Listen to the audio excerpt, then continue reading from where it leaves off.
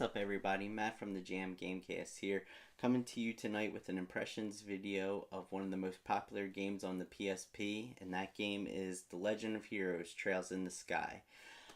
So first I want to talk about, and of course as usual, my impression videos usually do include some mild spoilers, and this video is no exception. There will be some mild spoilers. So if you haven't played the game yet, go ahead and play the game and then come back and watch this video. So first I'll talk about the characters. Oh yeah, and I just want to preference, before I really get started, it took me a while to decide what I want to talk about in this video. I finished this game a couple months ago, and I really had to sit down and write out some notes. That's why if you see me glance down, I have some notes down here that I'll be glancing at every once in a while. But it really took me a while to figure out what exactly I want to say. So I'll start out by talking about the characters. Two main characters are Estelle and Joshua. This game has a lot of tropes, a lot of classic JRPG tropes, and I think that's one of the things people really enjoy about this game, because it came out at a time when JRPGs were kind of going through a lull. There wasn't really that many great or good JRPGs coming out at that time. So I think when this came out, it really reminded people of the old JRPGs that they played back, on the Super Nintendo or the early PS1 days. So I think that this game came out at a time where it really struck home with people and really reminded people of the older classic JRPGs. So we'll talk about Estelle and Joshua first. So basically, the game starts out, and it starts with Estelle's father, Cassius, who's a bracer. And if you're familiar with the Trails of series, Trails in the Sky and Trails of Cold Steel, I'll be referencing Trails of Cold Steel a lot in this video as well. So if you're familiar with that game, there's a group called the Bracers. Estelle's father, Cassius, is a bracer. He's out one day and he comes across Joshua. Joshua's hurt. Joshua has amnesia, of course, which is a classic JRPG trope. He can't remember anything, so Estelle's father brings him home and kind of raises Estelle and Joshua together from that point on. And this game takes place 6 years later, so they're about 16 when this game takes place. So they're following, Joshua and Estelle are following their father's footsteps. Basically, they want to become bracers as well, so they're bracers in training. And there's a whole, talking about tropes, there's a whole underlying tone in this game where Estelle and Joshua, they're really close. They were raised together, and they're starting to develop and realize that they have feelings for each other, and they start to realize that they're falling in love with each other. And of course, in classic JRPG fashion, they won't reveal it to each other. They won't tell each other that they're falling in love with each other. So basically, they're bracers in training. One thing that I really enjoy about this game and really like about this game is that you get a better sense of what bracers are. I played the Trails of Cold Steel 1 and 2 before I played this game, and bracers are kind of mentioned, and you kind of see some bracers and interact with bracers in that game, but you don't really get a sense of really what they are. In this game, you get a better sense of what they are and what they do. One comparison that comes to my mind when thinking about the bracers is they remind me a lot of the Jedi in the Star Wars universe. They're kind of an organization there to kind of help keep the peace and kind of police people a little bit, but they're not really necessarily affiliated with any government or the government. So they really reminded me of the Jedi. So I thought that was kind of a cool comparison. I don't know if anyone else has ever made that comparison, but that's what it reminded me of. So basically, Estelle and Joshua are bracers in training. Part of their training is now they need to go from town to town, all the different towns in their country, and they have to get certified basically to become full-fledged bracers. So they need to become certified in each little town. So basically, in each town, you're basically getting a list of tasks to do. Some of them are required tasks, some of them are not required. I usually ended up doing all of them just because I felt like it was a good way to level up in the game. Um, so you go from town to town and you get these lists. And if you recall, if you watch my Trails of Cold Steel 2 review or impressions video, that's kind of how that game was, where you would get a list in a lot of places. And in that game, I didn't really think it worked. I didn't like it because there's like this urgent thing where your school was attacked and taken over and you're trying to take back your school. So I felt like, why are you doing all these little tasks on a list when you should be worrying about taking back your school? But in this game, I think that it works really well because you're a bracer in training, and how else would you get experience but, to be given a list and saying, okay, do these tasks, and it helps you gain that experience so you can get your certification and become a full-fledged bracer. So I feel like it really worked in this game, and I really liked that aspect. It kind of helped me keep track of the game better, and kind of helped me feel like, okay, I got to do this, then this, then this, and I really enjoyed that. So next I'll kind of jump to the ending, another thing I wanted to talk about, and then of course this is going to be a pretty big spoiler. So again, if you haven't played the game, you might want to go play the game first and then come back to this video. And again, this kind of touches on the comparison to Trails of Cold Steel, which again I'm going to be doing a lot in this impressions video. People always kind of compare the cliffhanger at the end of this game, and there's also a cliffhanger at the end of Trails of Cold Steel 1. So in this game, it's kind of revealed at the end where Joshua was actually an assassin of the group Ouroboros, where, if you played Trails of Cold Steel as well, that group plays a part in that game, in that series as well.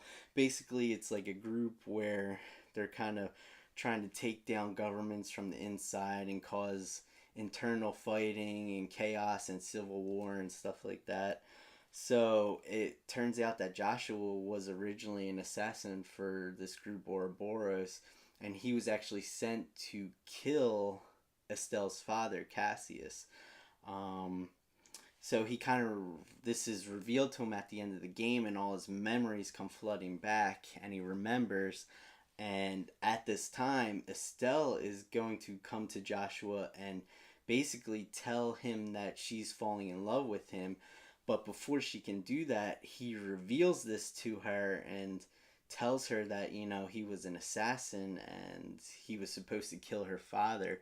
And he just can't deal with this. He wants to go off and, take care of this and kind of go after Ouroboros. And he is falling in love with Estelle, but he feels like he just can't reveal that to her yet. So basically what he does is he kind of sedates her and puts her to sleep, and while she is asleep, he goes off and leaves her and goes to go after Ouroboros, and that's how the game ends. He just leaves. So in my opinion, that was a decent cliffhanger, but I felt like the cliffhanger in Trails of Cold Steel was much more shocking to me, and I was way more impressed and shocked by that cliffhanger than I was the cliffhanger in this game.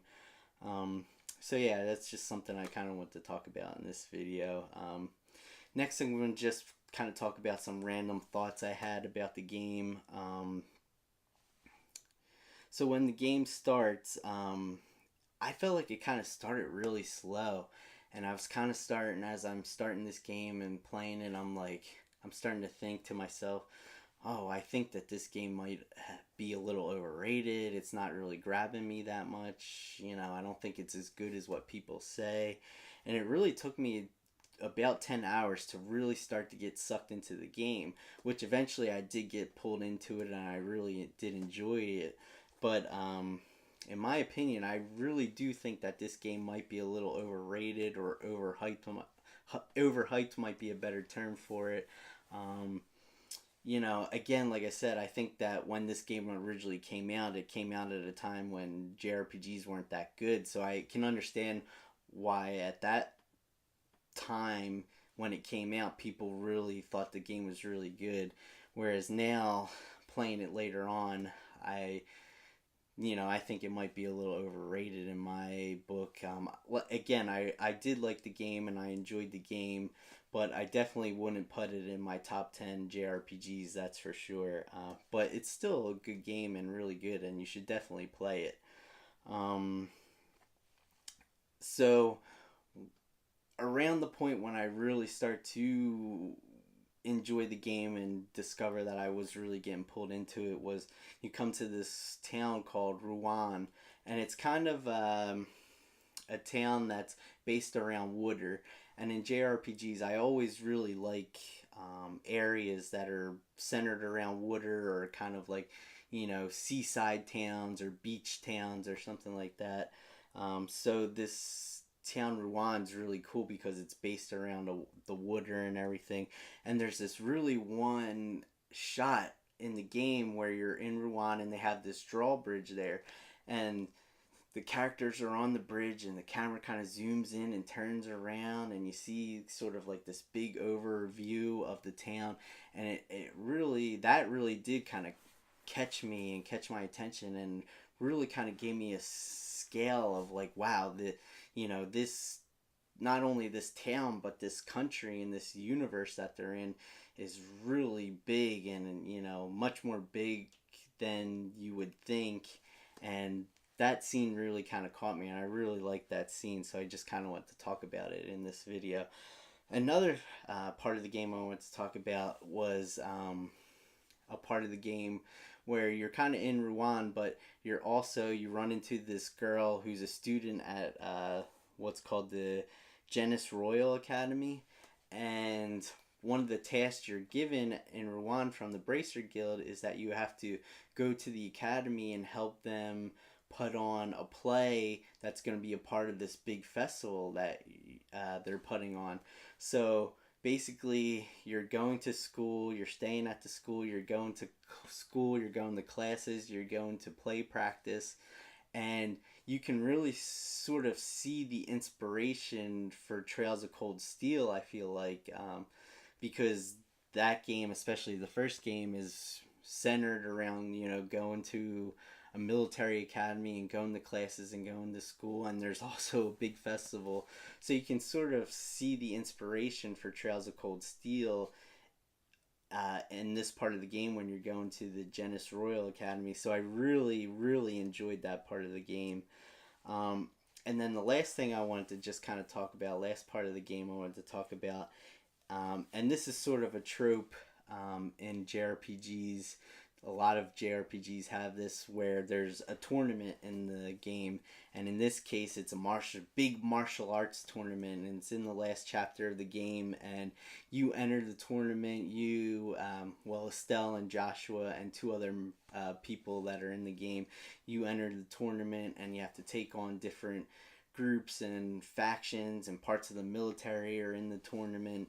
And I always really enjoy tournaments in games because I really feel like, you get a sense of like testing how strong you actually are in the game.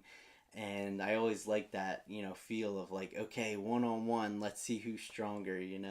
So I really enjoyed that. The only issue I had with this part of the game is that after you win the tournament, and after you win the tournament, the final battle that you're in is against this like special secret ops group from the military, and you take them on and you beat them. But then after the tournament, the leader of that secret special ops group is talking, and he says, "Oh, well, I was just holding back, and it kind of detracts from your victory, and you kind of feel like, oh, well, I thought I was the best, but now they're taking that away from me." I mean, it is true though, because later on in the game, you do fight that that character in a battle, and he kicks your butt. It's basically one of those battles where like you ultimately have to lose the battle on to progress the story. Um, so yeah, he basically kicks your butt.